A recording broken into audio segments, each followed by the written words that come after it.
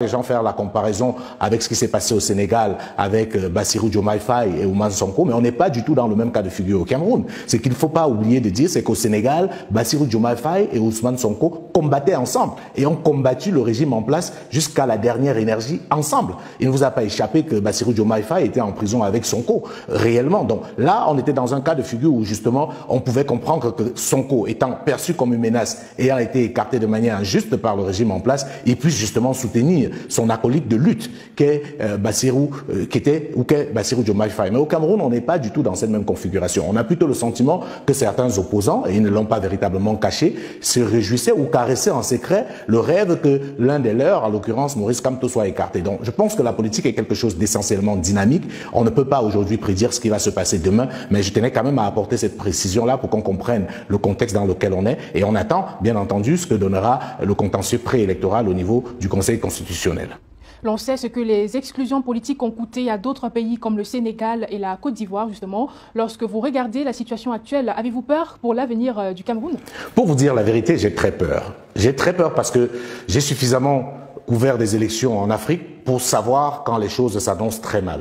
Voyez-vous, aujourd'hui au Cameroun, on est en train de réunir tous les ingrédients d'une crise préélectorale, électorale et même post-électorale.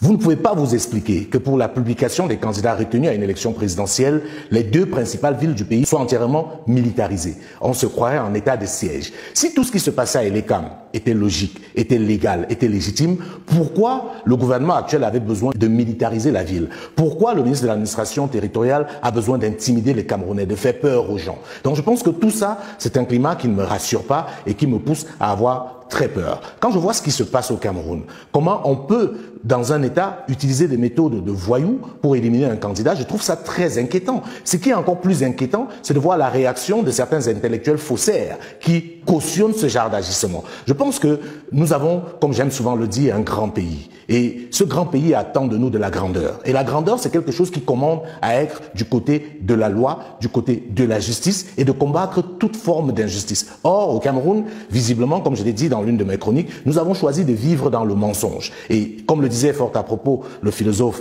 de regrettée mémoire Fabien Ebousi-Boulaga, un peuple qui se ment est condamné à vivre dans le chaos.